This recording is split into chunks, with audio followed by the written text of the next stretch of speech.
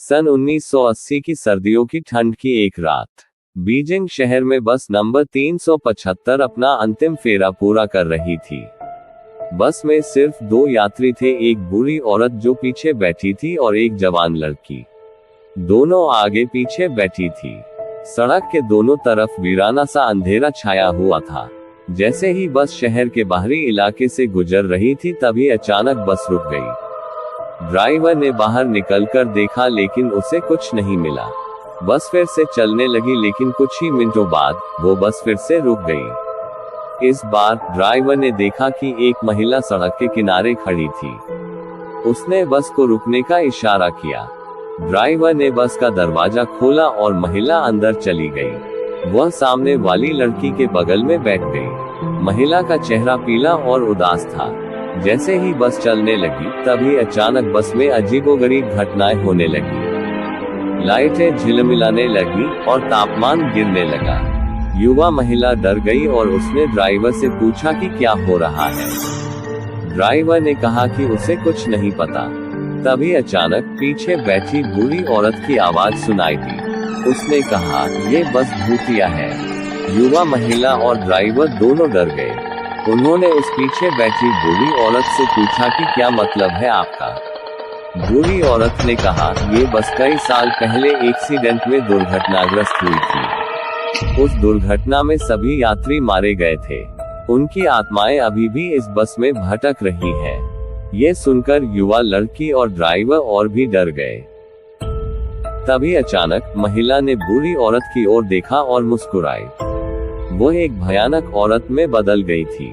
उसकी मुस्कान बहुत भयानक थी। बूढ़ी औरत बहुत डर जाती है और बस से बाहर कूद जाती है। युवा लड़की भी डर के मारे चिल्लाने लगी। तभी अचानक से बस गायब हो जाती है और अगली सुबह युवा लड़की सड़क के किनारे बेहोश पड़ी हुई मिली। होश आने पर उसने पुलिस को पूरी घटना बताई लेकिन पुलिस को उसकी बात पर विश्वास नहीं हुआ।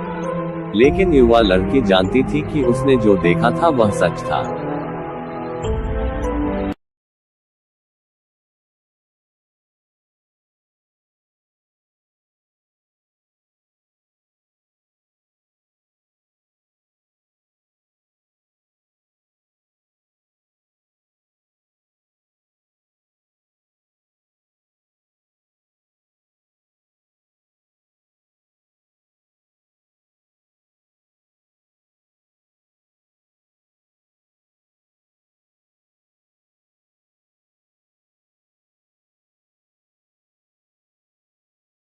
पर एक भयानक छाप छोड़ी।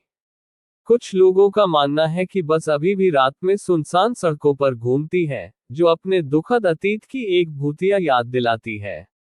कुछ लोग मानते हैं कि बस 375 पर चढ़ने वाले लोगों को एक अज्ञात शक्ति द्वारा बस में खींच लिया जाता है, जिससे वे कभी वापस नहीं आ पाते हैं। ये भी कहा जाता है कि बस 375 उन लोगों को आकर्षित करती है जो दुखी या अकेले हैं, उन्हें अपने दुखद भाग्य में शामिल करते हैं। आज भी बीजिंग में कुछ लोग रात में बस 375 की आवाज सुनने का दावा करते हैं, जो उन्हें डर और आतंक से भर देता है।